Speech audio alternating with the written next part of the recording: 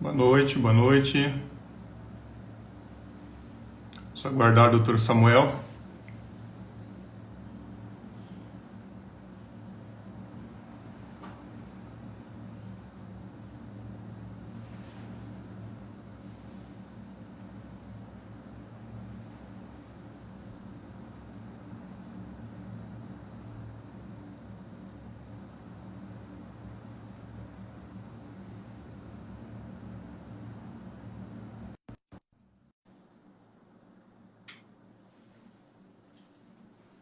Aguardando o Dr. Samuel conectar.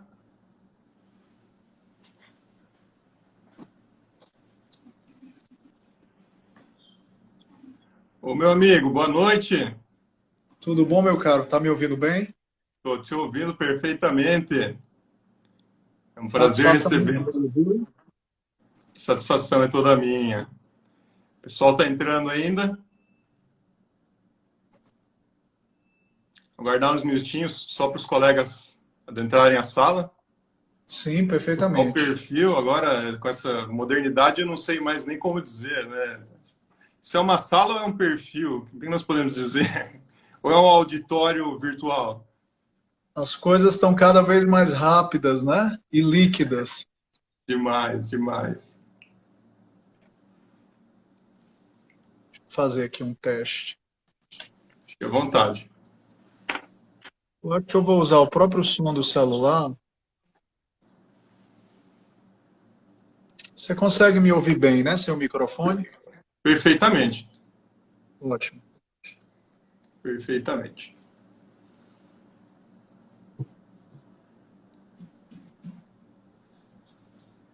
Como é que estão as Bom, coisas aí em Curitiba? Estou falando de Curitiba, Cremonese. não, agora eu estou para o interior, voltei para casa porque com a pandemia não faz mais sentido, né? Então eu ficava geralmente uma semana sim, uma semana não em Curitiba. Agora, desde março, estou em casa, Aqui tá seco pra recluso. caramba. Imagino, que choveu bastante. Bom, o pessoal está entrando, eu vou aproveitar, né, já para deixar consignado que esse é um evento da Associação Brasileira de Direito Processual Constitucional. Nosso intento agora é recepcionar alguns colegas, membros da associação, como você mesmo, né, doutor Samuel. Então, a nossa intenção é promover lives semanais ou mensais, e hoje nós estamos estreando esse novo formato e temos a imensa honra de recebê-lo. Então, de antemão, eu quero te agradecer já por aceitar esse convite, né, e estar aqui despendendo do seu tempo, que eu sei que você teve um dia, você estava me confidenciando, teve um dia muito ocupado, muito atarefado, cheio de coisas para resolver. Então, eu te agradeço imensamente e, aproveitando também isso, quero dizer que a nossa Associação Brasileira de Direito Processual Constitucional é uma associação sem fins lucrativos que tem o objetivo de desenvolver essa área do direito processual constitucional que todos nós estudamos e que hoje é presidida, inclusive, já foi presidida pelo nosso querido André Ramos Tavares, agora é presidida desde o começo do ano passado pelo Dr. Luiz Guilherme Marinoni. Aliás, fazendo um parênteses aqui, eu deixo um imenso abraço para o Dr. Marinoni, que além de influenciar gerações de juristas, todos nós, hoje rendo minhas homenagens a ele porque está completando idade nova. Então, vai meu abraço aí ao Dr. Marinoni. E dando seguimento aqui, então, doutor Samuel, né, eu vou te passar as palavras inicialmente para você fazer suas considerações, é claro, mas eu quero deixar consignado também que o tema dessa nossa live, até aprendi a colocar ali no rodapé, né, é direito e backlash. É um tema de extrema relevância, que eu sei que você é um especialista nesse tema. Estou aqui, inclusive, em mãos com o seu livro, que você me deu no último evento que participamos juntos. É uma leitura extremamente evolutiva. Gostei muito do seu livro, aprendi muito com ele. É uma recomendação que faço. Então, o Dr. Samuel, vou lhe deixar a palavra aberta. Dr. Samuel, que ele é assessor especial da Procurador-Geral da República. O Dr. Samuel também é mestre em Direito Constitucional pelo IBDP. Estou certo, doutor? Deixo a palavra para você, você faça as suas considerações. Aqui é um bate-papo, você tem todo o tempo do mundo, claro, dentro do nosso marco de 1 hora para a gente poder falar. Você tem todo o tempo do mundo aí para desenrolar esse tema, para a gente papear e também para você fazer as considerações que julgar pertinentes. Fique à vontade, meu amigo. Muito obrigado, meu caro. É sempre um prazer revê-lo. Eu sempre tenho a oportunidade de vê-lo em momentos muito especiais. A última vez, no 2º Congresso da Associação Brasileira de Direito Processual Constitucional, tenho-lhe em alta conta, apesar da distância geográfica. Obrigado pelas palavras. Mando um alô também para o professor Marinoni, que é professor de todos nós, certamente vai acompanhar essa nossa primeira live da associação. Para o professor André Ramos Tavares, eventualmente associado também. E vou inaugurar o tema de hoje. Agradeço pelas palavras de carinho dos colegas, dos amigos que estão aqui. O doutor Márcio, promotor de justiça em Goiás, doutor Daniel. Eu vou começar a minha breve exposição dizendo que no Brasil não há consenso sequer sobre alguém ser homem ou mulher. Não há consenso sobre isso. Não há consenso sobre democracia. Na sociologia, Emile Durkheim, ele diz isso nesta obra, você não tem consenso sobre o que é democracia. Você não tem consenso no Brasil sobre o papel da religião no Estado. Não há consenso sobre justiça social, tampouco sobre a extensão e os limites dos direitos humanos.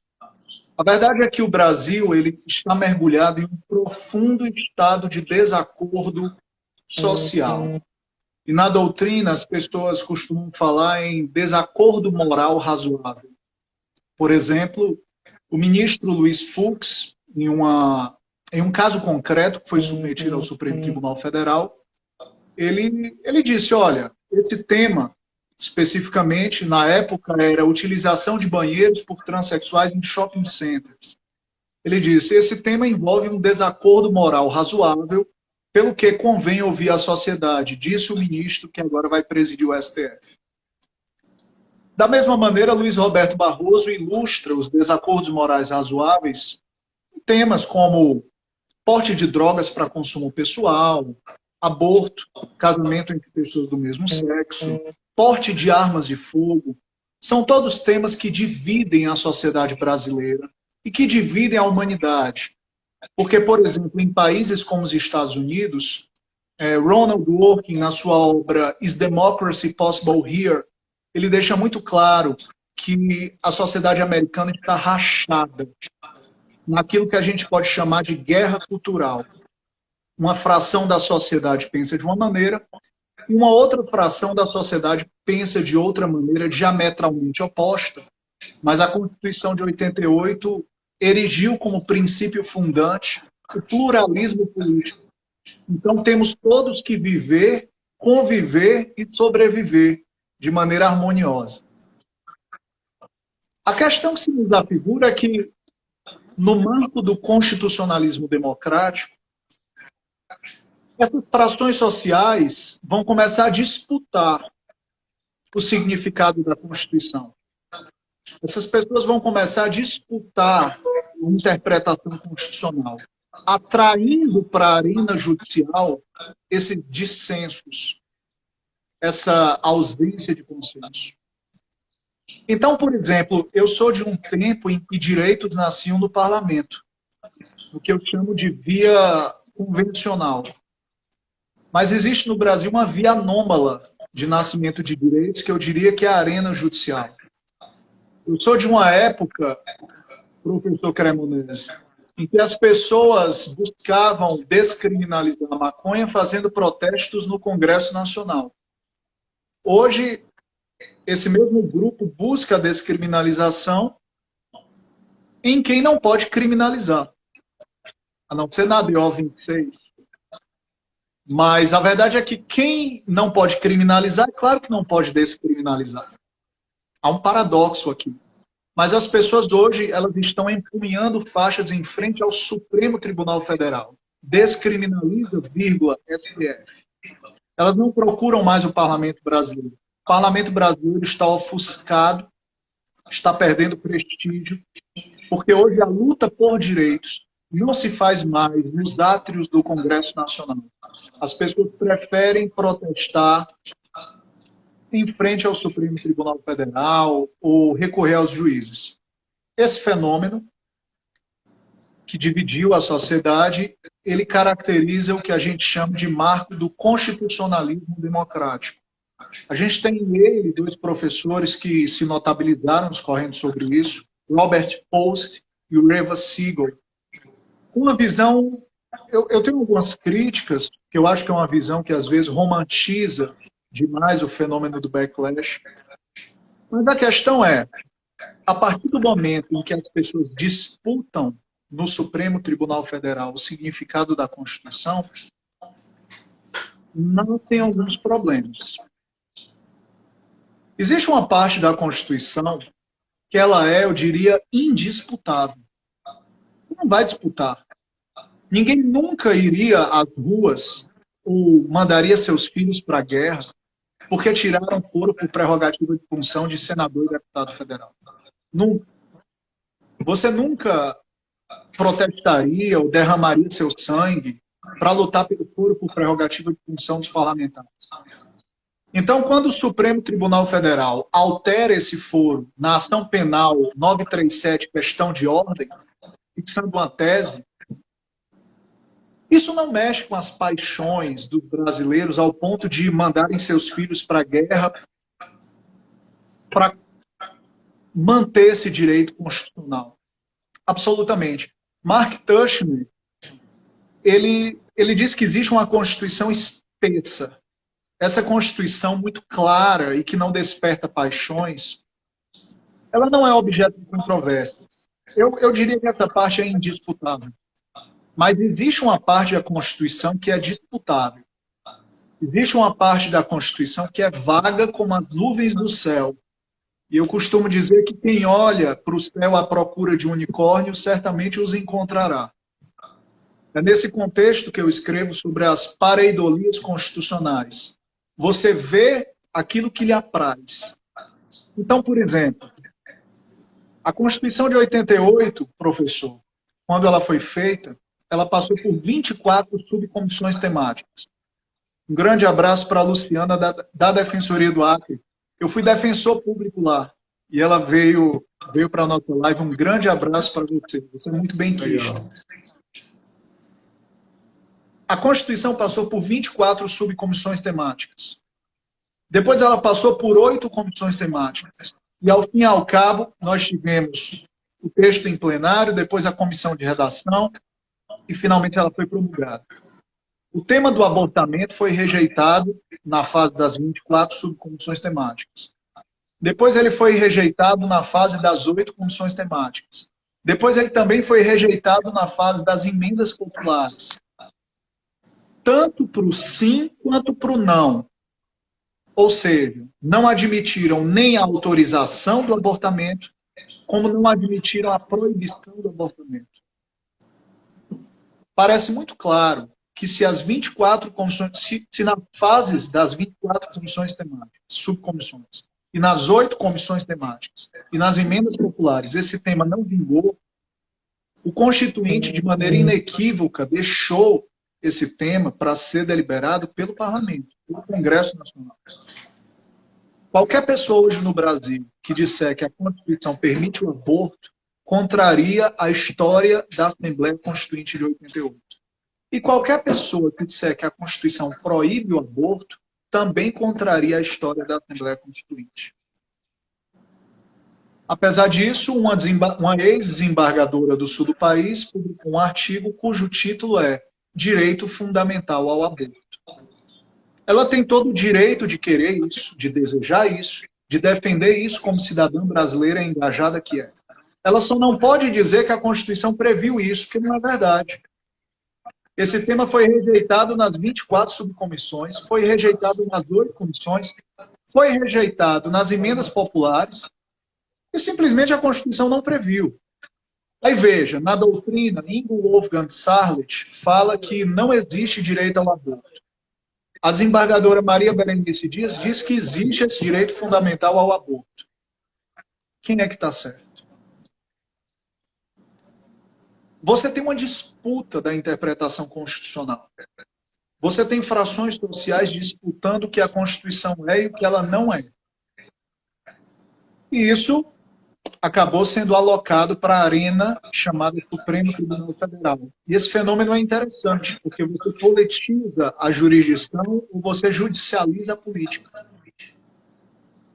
Eu me lembro que, quando eu fiz faculdade de Direito, os ministros do STF sido quanto os ministros do Superior Tribunal Militar.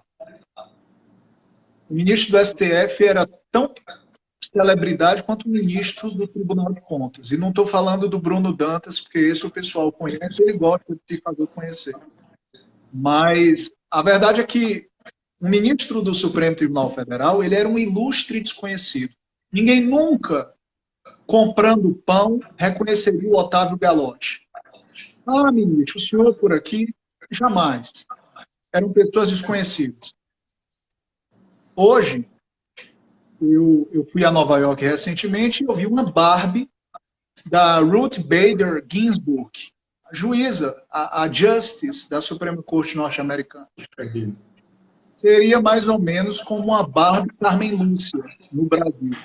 Um fato atípico para a nossa tradição jurídica brasileira.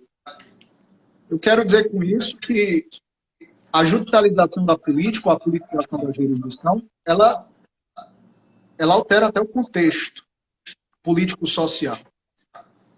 E é nesse pano de fundo que nasce a reação backlash, a reação hostil da sociedade a certas decisões. A sociedade começa a hostilizar certos julgamentos. Mandar um abraço aqui para o Dr. Paulo Brasil, juiz de direito e membro da nossa associação, recém-ingresso na nossa associação. Aproveito aqui e deixo as boas-vindas. Um abraço, doutor Paulo. Então, o backlash ele é uma reação hostil a essas decisões dos tribunais que geralmente precipitam desacordos morais ainda não amadurecidos pela sociedade. E é interessante porque talvez seja melhor explicar esse fenômeno com exemplos muito claros. Os Estados Unidos proibiram a pena de morte. A Suprema Corte dos Estados Unidos, em Furman versus Georgia, proibiu a pena de morte. Pouco tempo depois, acho que em 4 anos depois, 35 estados da federação já haviam editado leis permitindo a pena de morte. Ao ponto de, em Gregg versus Georgia, a Suprema Corte retratar-se. A Suprema Corte dos Estados Unidos, em 1973, permitiu o abortamento. Nos anos 90, clínicas de abortamento eram explodidas, médicos que realizam abortamentos eram assassinados. O Dr. Tiller, por exemplo, em Boston. Hoje, nos Estados Unidos, você tem estados da federação onde praticamente você não tem mais clínicas de aborto. Tamanha a dificuldade de realizar-se um abortamento nos Estados Unidos. Como uma reação muito hostil ao precedente firmado em Roe v. Wade. Ainda nos Estados Unidos, você tem o caso Brown versus Board of Education, em 1954. A Suprema Corte proibiu segregação racial nas escolas.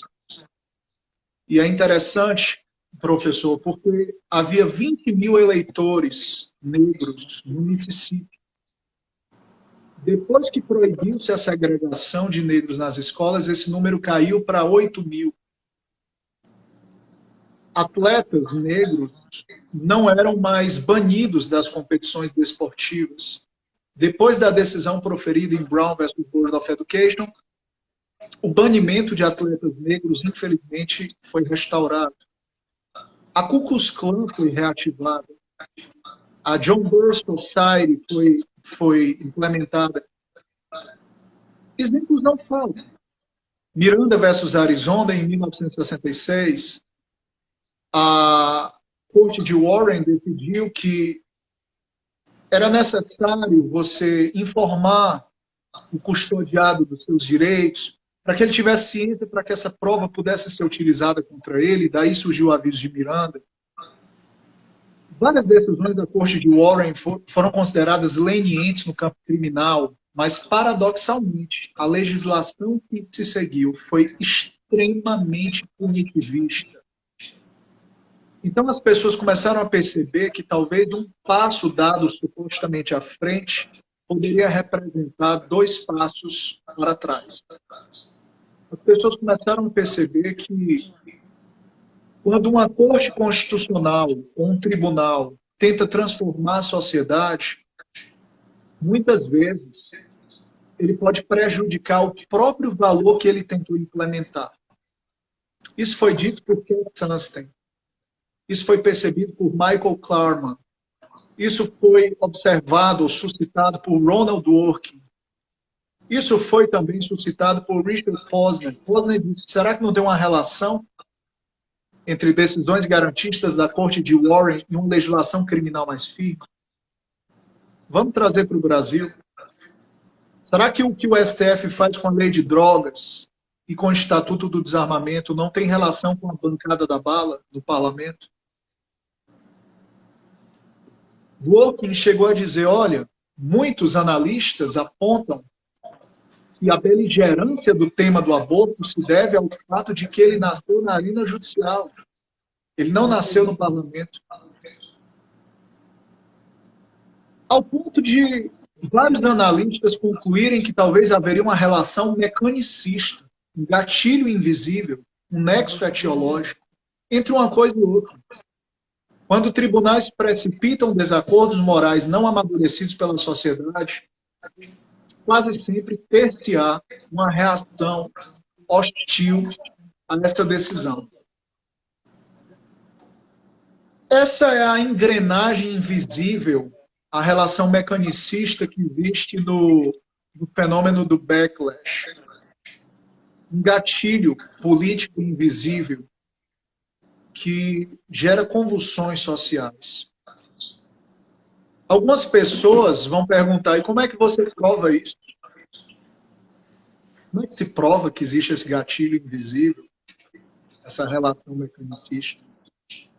Nos domínios da sociologia jurídica, é possível provar certas hipóteses de maneira indutiva. Matematicamente, se eu digo que x1 é igual a 1A, x2 é igual a 2A, x3 é igual a 3A, x4 é igual a 4A, x5 é igual a quanto? Eu fui induzido a concluir que é 5A. Porque empiricamente eu observo a realidade e eu estou induzido a crer isso. Esse é o raciocínio indutivo da lógica matemática. E a sociologia adota esse raciocínio indutivo. Se você observar o que aconteceu na Alemanha, ou no leste europeu, na Geórgia, ou agora, na Armênia, um dos poucos países cristãos daquela região, a Armênia está vivendo um backlash horrível. Ou Mali, na África. Uma parte do Mali fica ali no deserto do Saara. O Mali está vivendo um backlash horrível também. A Corte Constitucional Guatemalteca também está vivendo agora. Eu estou falando de coisa de 2, 3 meses atrás. Um backlash terrível, ao ponto de despertar a preocupação da ONU. Só para você ter ideia, professor, na Armênia, uma reforma constitucional recente estipulou um mandato de 12 anos para os juízes da Corte Constitucional da Armênia. Só que, não satisfeita, a reforma disse que esse mandato de 12 anos deveria ser retroativo. Para subtrair, para remover os juízes da Corte Constitucional da Armênia.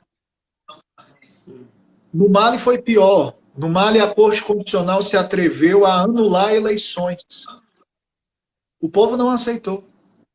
Ao ponto do presidente, o presidente disse, olha, eu vou dissolver a Corte Constitucional para acabar com os protestos. Porque vocês estão odiando a Corte Constitucional. Já houve morte, eu vou dissolver a Corte para ver se vocês acalmam. E ele chegou ao ponto de trocar todos os juízes da corte, mas os protestos não param no Mali, um país na... Então, a verdade é que esse tema, ele é um tema bastante atual. Isso que eu estou dizendo que está acontecendo na Armênia ou no Mali, já aconteceu nos anos 90 na Rússia de Gorbachev, com o Tribunal Constitucional da Rússia.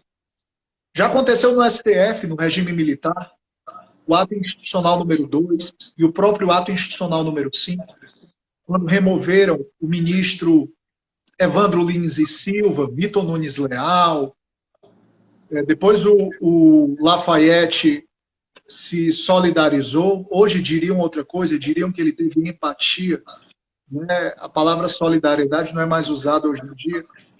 Mas a verdade é que isso que a gente está conversando, que aconteceu com a Corte Constitucional da Armênia, que aconteceu com a Corte Constitucional do Mali e que aconteceu com o Supremo Tribunal Federal, está acontecendo com a Corte Constitucional guatemalteca, é um assunto bastante atual. E é daí que as pessoas concluem essa relação mecanicista ou indutiva que existe no fenômeno do backlash. É um fenômeno empírico observável e que se conclui indutivamente e não dedutivamente. Há um erro em dizer que o backlash é sempre uma reação conservadora. Muita gente diz isso. Não é verdade. Há decisões judiciais que conservam o status quo. Essas irritam progressistas. E há decisões judiciais que ameaçam o status quo. Essas irritam conservadores. Em Bowers versus Hardwick, nos Estados Unidos, a Suprema Corte decidiu que era constitucional criminalizar a sodomia. Essa palavra não sou eu que uso, essa palavra foi a palavra usada pela Suprema Corte. E ao fazê-lo, setores progressistas se revoltaram. Em Dred Scott versus Sanford, setores progressistas também se revoltaram quando a Suprema Corte manteve a escravidão nos Estados Unidos. De modo que o backlash ele pode ser uma reação progressista e ele pode também ser uma reação conservadora. No Brasil, a gente tende a simplificar as coisas, a dizer que é sempre uma reação conservadora. Não é, absolutamente. Basta lembrar que na DPF, que aceitou a recepção da lei de anistia, setores progressistas se opuseram à decisão e há uma professora do Paraná, Kátia Kozik, que defendeu que teria havido uma reação backlash. Então, é preciso vencilhar o backlash dessa narrativa de reação conservadora. Por que as pessoas insistem em correlacionar esse fenômeno social com a sociedade mais conservadora? Isso é uma razão histórica. Já fizeram do backlash uma espécie de Golias. Aqui estamos no campo da narrativa. Existe um vinho que eu gosto muito, chamado Casileiro del Diablo. Eu não sei se o meu amigo já provou, mas é um vinho que eu gosto. Já. E esse nome ele explica um pouco o backlash, porque o Casileiro del Diablo, esse nome veio porque as pessoas estavam roubando garrafas de vinho. E aí espalharam um rumor de que o diabo habitava naquela adega para que ninguém fosse lá roubar a garrafa de vinho. A impressão que eu tenho é que às vezes as pessoas usam a narrativa do backlash para intimidar, para inibir, para que as pessoas não queiram se aventurar na arena judicial, para dissuadir juristas. Pode ser um discurso, inclusive, oportunista para determinados momentos, pode ser um discurso que vem a calhar com o status quo, né? Não sei, essa é a impressão que eu tenho, né? Porque um bom advogado ele pode querer iniciar uma litigância estratégica para alterar o status quo. E aí vem alguém e diz, cuidado com o backlash, você vai gerar uma reação terrivelmente pior, você só vai atrapalhar as coisas, você vai estragar tudo, deixa as coisas como estão. Claro. E isso gerou, em Harvard, a escola do professor Mark Tushner, o constitucionalismo popular, ele começou a propugnar que as pessoas deveriam se afastar dos tribunais, em se tratando de criar direito, porque isso poderia gerar uma reação ainda pior, uma situação ainda pior. Seria impossível restituir o status quo, você retrocederia. Mas a verdade é que depois surgiu na escola de Yale uma corrente mais romantizada que diz, não, o backlash não é tão assustador assim. Na verdade, ele faz parte do engajamento de cidadãos em uma democracia pluralista. Também não concordo com essa visão idílica, porque essa visão romantizada, ela exagera na idealização do objeto de estudo, e é muito perigoso o cientista se afeiçoar pelo que ele estuda. Os professores de Yale, eles ignoram que há backlashes terrivelmente perigosos. Eu cataloguei, professor, 10 exteriorizações de fenômeno backlash no mundo fenomênico. Ou seja, eu separei as 8 decisões mais representativas de reação backlash que eu encontrei no mundo. Alemanha, leste europeu, Estados Unidos. E eu cataloguei as exteriorizações. De que maneira as pessoas se revoltam contra os tribunais? De que maneira as pessoas reagem contra os tribunais? Identifiquei 10 principais exteriorizações. Há outras, mas pelo menos 10 são típicas. A partir dessas 8 decisões que eu considero tipos ideais, eu identifiquei 10 reações. E antes de qualquer coisa, eu já queria deixar claro que o backlash ele é um fato social. Para você entender o backlash, você tem que entender um pouco de sociologia. Ele é um fato social. No sentido de que ele representa, segundo Durkheim, uma coação externa sobre o indivíduo. Uma coação social externa. Troca indivíduo por juiz e você entende o conceito de Durkheim. Backlash é uma coação social externa sobre juízes e sobre tribunais. E de que maneira esse backlash se exterioriza? De que maneira as pessoas se revoltam contra os tribunais? Críticas sociais, públicas ou publicadas. Por exemplo, quando Rodrigo Maia critica uma decisão do STF, me parece que a ADI 5852, 5652, acho que é o caso do Aécio Neves. Se a minha memória não me trai, a ADI 5256, acho que sim. Ela foi objeto de crítica. Os parlamentares vão à tribuna, muito comum. Eu fiz um levantamento histórico dos discursos parlamentares e eles são muito hostis à jurisdição constitucional ativista.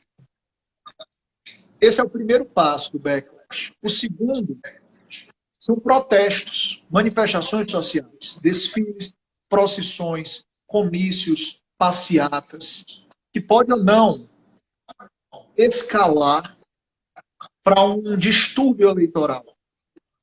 Às vezes, a decisão gera uma repulsa tão forte que novas pessoas são eleitas, exatamente para que elas alterem os ministros do STF ou de uma outra corte constitucional. Ronald Reagan, Richard Nixon, eles diziam, olha, eu só vou nomear para a Suprema Corte um construcionista estrito. Em contextos como esse que surge um Antonin Scalia, ou quase surgiu um Robert Bork. Ou no Brasil, quando o presidente Bolsonaro disse que ia nomear alguém terrivelmente evangélico para o STF. Em seguida, você tem reações legislativas. O parlamento começa a reagir. O professor Mark Tushnet escreve isso com uma maestria inconfundível. E há outras manifestações, cada vez piores. Impeachment de ministros, corte de gastos, corte no orçamento dos tribunais. Isso aconteceu no Peru, em contextos autoritários na América Latina, como Fujimori, governo de Fujimori. Você teve impeachment de juízes que tentaram enfrentar o governo Fujimori. No Brasil, a maioria dos impeachments, dos pedidos de impeachment de ministros do STF, explodiram de 2 anos para cá. Você, às vezes, tem atos de court packing. Tem, Carolina. uma grande influência. A mídia tem uma influência muito grande. Concordo com essa manipulação, porque é difícil distinguir a opinião pública da publicada. Inclusive, há estudos empíricos que depois da TV Justiça, muita coisa mudou. Muita coisa mudou, inclusive a extensão dos votos e a produtividade. Então você tem, por exemplo, situações de corte de gastos. Você tem, inclusive, ameaças de agressões ou atos terroristas, como aconteceu em Roe v. Wade, ou como aconteceu, por exemplo, recentemente. Eu não vou dizer que isso é um ato terrorista, porque não se enquadra na lei de terrorismo no Brasil, mas quando você explode fogos de artifício, mirando no STF, num ato simbólico, você já está flertando com atos terroristas. Então perceba que o backlash, ele é um fenômeno social, ele se exterioriza de maneira muito variada, muito diversificada.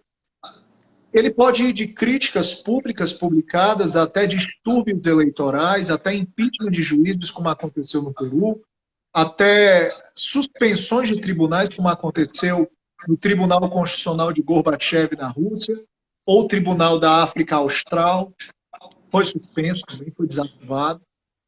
A verdade é que há muitas maneiras de você exteriorizar esse fenômeno. Algumas são lícitas, outras não são lícitas. Os atos de court packing já estão no limiar. Limite. Nada é incriticável no Brasil, daí minha crítica ao inquérito 4781. É possível criticar o Supremo Tribunal Federal, não há nenhum problema. É possível criticar a Corte, é possível criticar o Poder Legislativo, o Poder Executivo, e por que não o Poder Judiciário? É possível que o Poder Legislativo reaja, inclusive a casos lícitos de pedidos de impeachment previstos na legislação. A grande verdade é que a sociedade ela tem meios lícitos à sua disposição para criticar decisões judiciais de maneira proporcional. Lamentavelmente, algumas pessoas cruzam essa fronteira para não apenas tecer críticas mordazes, como diria o ministro Celso de Mello, mas para reagir a decisões judiciais de maneira ilícita. Nesse caso, não há como compactuar com esse tipo de reação. E parece que esse é o erro dos professores de Yale. Eles romantizam o backlash, ignorando que determinadas reações extrapolam e muito dos limites da licitude. Esse é um apanhado geral. Eu espero ter apresentado o que aconteceu. Falamos da Armênia, falamos da Guatemala, falamos do Brasil, falamos basicamente de tudo. Eu vou concluir só dizendo que o estudo do backlash, ele é um estudo observacional e longitudinal. Ou seja, você observa e isso leva alguns anos para você entender. Na Alemanha, na Baviera, nos anos 90, meados de 1995, uma lei proibiu colocar crucifixos em escolas, em salas de aula. Inclusive, esse tema vai ser julgado agora pelo Supremo Tribunal Federal. A repercussão geral foi reconhecida. O tema está afetado em recurso extraordinário para o STF julgar. Mas é interessante que a Baviera é um dos estados mais católicos da Alemanha. E quando se proibiu que cruzes fossem colocadas na sala de aula, a reação foi tão violenta, professor, que os ministros, os juízes da Corte Constitucional Alemã sofreram ameaças de morte por meio de cartas escritas. Então, perceba, eles chegaram a sofrer ameaças de morte. Isso não é lícito. Isso não é uma maneira cidadã de reagir a uma decisão. Agora, o mais interessante é que isso aconteceu em 95. E em 2008, foi editada uma lei obrigando que crucifixos fossem colocados em todos os órgãos públicos, não só na sala de aula. Então, perceba que em 95, supostamente deram um passo, frequência muito à frente, a depender da perspectiva. Em 2008, uma lei alemã altera o conteúdo do precedente, promovendo um suposto pretenso retrocesso, a depender do ponto de vista, incomparável com a decisão da Corte Constitucional Alemã. Então, perceba, é como se você tivesse efeitos radioativos. Sim. Daí porque é um estudo longitudinal. O estudo é longitudinal porque você deve perceber ao longo do tempo. Mandar um abraço para o meu colega, João Lordeu, grande professor, procurador da República, doutor em Direito, com quem eu aprendo todos os dias, convivendo com ele, porque, em alguma medida, o homem é produto do meio. Teoria do bom selvagem de Rousseau. Então, é isso aí. Então, eu quero dizer com isso que o backlash, ele é um estudo observacional, mas longitudinal. Você deve observar o que se passa ao longo dos anos. É muito precoce você dizer quais são os efeitos hoje de uma decisão do STF. Quais são os efeitos? Muito difícil, porque esses efeitos, às vezes, são percebidos 20 anos depois. E, para encerrar, talvez seja possível explicar no Brasil. Né? Eu falei no mundo, mas no Brasil, o que é que tem gerado isso? Eu vou explicar de uma maneira bem simples. Primeiro, no Brasil, a partir de 2008, houve uma mudança da agenda do Supremo Tribunal Federal. A partir de 2008, a agenda mudou. E por que mudou? O Partido dos Trabalhadores indicou 13 ministros para o Supremo Tribunal Federal. Na verdade, Lula é praticamente campeão de indicação. Ele indicou 8. E parece que 8 ministros para o STF. Estudos empíricos, e eu descobri isso numa revista da Universidade de Zurique, que estudava o caso brasileiro na Suíça. Estudos empíricos evidenciaram que, quando o Partido dos Trabalhadores indicou 13 juízes, clivagens ideológicas começaram a ser percebidas no STF. Antes dessas indicações, dessas 13 indicações, você não percebia muito bem divergências entre o ministro que foi indicado pelo José Sarney, pelo Fernando Henrique, pelo Collor. Isso não costumava aparecer. Em casos não unânimes, em apenas 3% deles, era possível você dizer, opa, aqui está tendo um antagonismo entre juízes de gerações presidenciais distintas. Depois que o Partido dos Trabalhadores indicou 13 ministros para o STF, as polarizações subiram 300%. Isso também aconteceu após as reformas da Lei 9882/99 e 9868/99, que implementaram a ADI, a ADC, a DPF, regulamentaram. Logo depois tivemos a emenda 45, com efeitos vinculantes, e depois veio a tendência de abstrativização do controle difuso. Theory Zavascki já falava em função nomofilássica, em eficácia expansiva dos precedentes. Veio o CPC 2015, com o artigo 927, dizendo que alguns precedentes são obrigatórios. Para o professor Marinoni, todo precedente é obrigatório, seria um pleonasmo até dizer isso.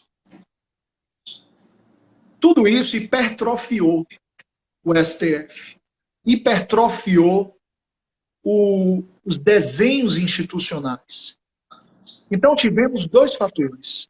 A hipertrofia dos desenhos institucionais do STF, a mudança na agenda do tribunal e, um terceiro fator, o aparecimento de clivagens ideológicas dentro do tribunal. Quando essas três coisas aconteceram, o Supremo começou a querer decidir outras coisas. Começou a querer discutir células-tronco embrionárias, em 2008, cotas raciais, me parece que em 2011, união homoafetiva, em 2011 também, marcha da maconha, fetos, abortamento de feto com anencefalia, mensalão, prisão em segunda instância. Foi uma coisa atrás da outra. E hoje nós temos um tribunal que cria crimes na DO 26, investiga crimes no inquérito 4781 e julga crimes segundo a Constituição nos artigos 102 e no artigo 102, inciso 1. Portanto, com isso, o que é que nós podemos concluir? Quando você hipertrofia os desenhos institucionais, quando você aumenta as clivagens ideológicas em um tribunal, quando você altera a agenda desse tribunal, de modo que você passa a julgar desacordos morais razoáveis, você tem, sim, um campo fértil, indutor de reações backlash. E essas reações apareceram, porque, paradoxalmente, o Ibope demonstrou que o conservadorismo do Brasil cresceu muito enquanto esse tribunal se hipertrofiava.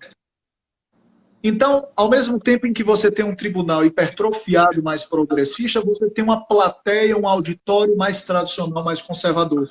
A mistura explosiva perfeita para uma explosão backlash. E isso se refletiu na 55ª e na 56ª legislaturas do Congresso Nacional.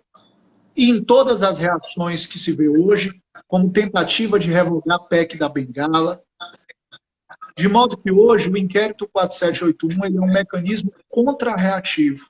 Ele é um mecanismo que tenta reagir ao vigoroso backlash que o Supremo Tribunal Federal tem sofrido. Esse é o meu recado da nossa live de hoje. É um tema complexo, atual, que tem pontos de contato com psicologia social, sociologia jurídica, ciência política empírica e muito direito constitucional. Deixa eu aproveitar e fazer uma pergunta que me ocorreu agora. O parlamento, por ele ter, quem sabe, uma legitimidade democrática maior do que a Corte Constitucional, que muitas vezes é considerada como contra-majoritária, você acredita que um backlash tem menos propensão de ocorrer em virtude de uma evolução, né, ou uma manutenção do status quo no parlamento? Você acha que, digamos, a chance de ocorrer, ou então a chance de ocorrer backlashes mais fracos, isso pode ocorrer se a medida for adotada no parlamento? É uma pergunta inteligentíssima, porque ela vai no alvo, né? Será que quando o parlamento toma certas atitudes, as revoltas são menores, a assimilação social é melhor? Vamos fazer um raciocínio indutivo. Vamos observar o que aconteceu e vamos extrair nossas conclusões. As cotas sociais e raciais, as cotas raciais são temas controvertidos na nossa sociedade. Mas elas foram implementadas pelo parlamento brasileiro. Você não vê hoje manifestações nas ruas criticando as cotas. Você vê pessoas exteriorizando discordâncias, mas as pessoas assimilaram essa decisão do parlamento. Se isso tivesse sido feito pelo STF, que eu considero a via anômala, talvez não tivesse sido tão fácil. Na França, o casamento gay foi submetido à Corte Constitucional Francesa. E a Corte Constitucional Francesa disse, eu não vou decidir. Isso é tema do parlamento.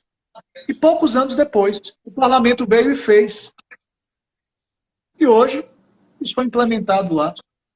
Isso foi implementado nos países nórdicos, isso foi implementado em alguns países do leste europeu. Na Argentina, por exemplo, o parlamento recusou o aborto. As pessoas receberam isso com lágrimas, com revolta, mas assimilaram. Talvez, se isso tivesse sido objeto de decisão de um tribunal, tivesse acontecido o que aconteceu nos Estados Unidos. Eu diria, professor, que isso é proporcional à educação de uma sociedade. Porque a Dona Maria, dos rincões desse país, ela não tem consciência de que ela não votou em juízes. Mas o bacharel em direito sabe disso. E com a profusão de faculdades de direito, quanto mais faculdade de direito, mais cidadãos conscientes de que eles não elegem juízes. E que juízes encastelados nas suas torres de marfim não estão credenciados a governar uma sociedade órfã à procura de um pai, como diria Ingeborg Maus. Então, quanto mais educada é uma sociedade, maior o risco de uma revolta social quando juízes invadem o tema do parlamento. A minha hipótese é essa que você narrou. A minha hipótese é que sim, que no parlamento a reação é menor. Essa hipótese ela é defendida em Harvard pelo professor Michael Klarman e ela é contestada em Yale pelos professores Robert Post e Reva Siegel.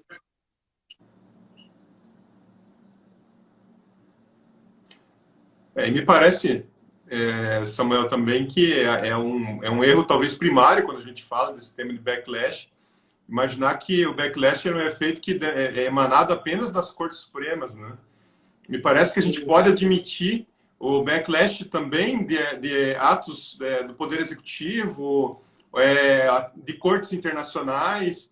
E uma pergunta também que eu gostaria de deixar para você é que se eventualmente, nesse mundo globalizado que nós estamos vivendo, se é possível que exista um backlash reflexo, por exemplo, algo que esteja sendo feito, tratado e discutido por uma corte europeia ou pela Corte Europeia de Direitos Humanos, pode ser sentido através de uma reação, por exemplo, aqui na América Latina? É incrível. Eu acho que a sua última pergunta do efeito dominó, efeito cascata, foi uma pergunta sobre a qual eu nunca refleti. Então eu vou arriscar um palpite e podemos construir juntos esse palpite. Mas, no início, é um erro dizer que o backlash é uma reação só contra tribunais constitucionais. Não é.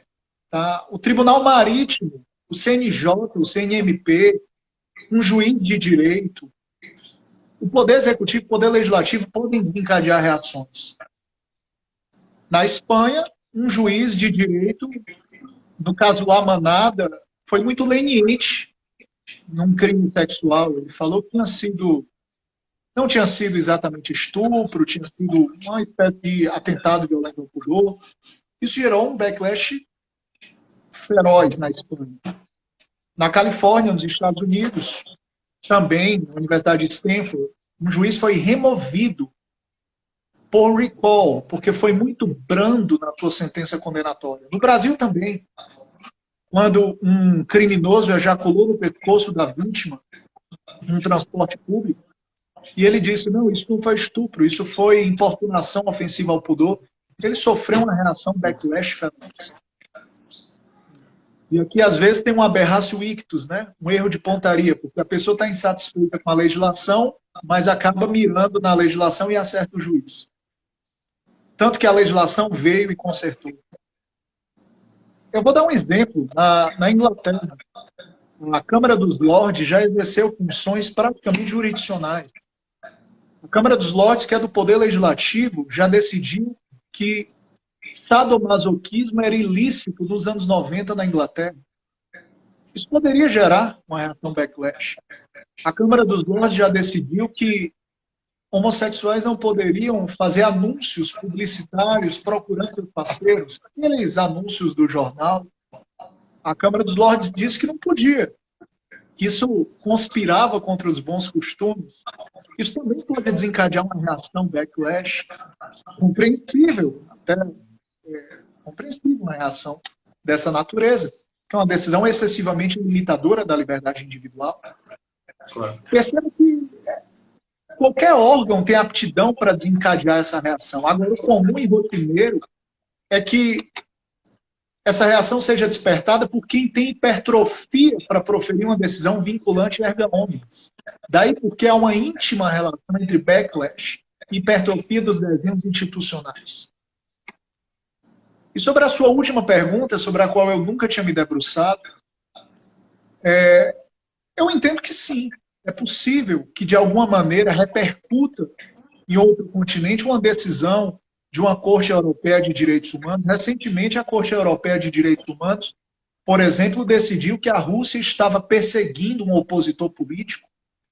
Veja que, recentemente, na DPF 722, o STF estava exatamente decidindo se o governo estava perseguindo opositores políticos.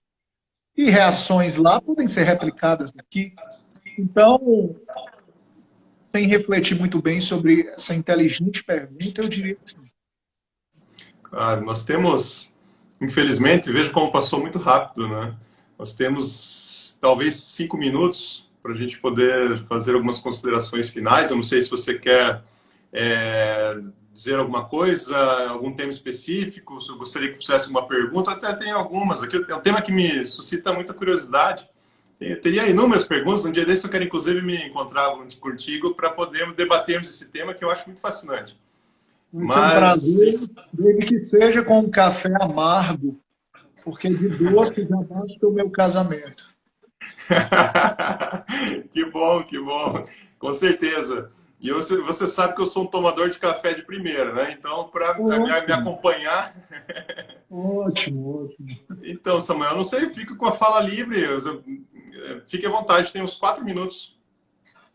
Bom, eu queria mais uma vez agradecer a audiência, tanto contemporânea à live, quanto a audiência diferida, que vai acontecer depois. Foi um imenso prazer. Faço votos de que a nossa associação tenha ainda mais sucesso e outras lives virão. Peço licença para tomar liberdade e já convidar de público o nosso magistrado Paulo Brasil para uma live. Já Olha aí, que adianto que bacana. vou É uma convidar intimação, uma intimação. já aproveitando a deixa, já adianto que pretendo convidar o professor João Lordelo para compor os quadros da associação, um grande processualista. Foi orientado pelo Antônio Gide, foi examinado pelo Antônio Gide, foi orientado pelo Fred Di, é doutor em processo civil, procurador da República, é um grande jurista. E agradecê-los pela atenção, pela deferência. No mais, meu caro, receba o meu abraço de Brasília para o Paraná. Obrigado. Samuel, o prazer, você sabe que é todo nosso. Hoje eu estou fazendo as vezes aqui da Associação Brasileira de Direito Processual Constitucional, então digo também que a associação está aberta a todos que queiram participar, que queiram debater, que queiram aprofundar e contribuir com o desenvolvimento do direito processual constitucional. Então, a associação é muito fraterna, ela está aberta a todos.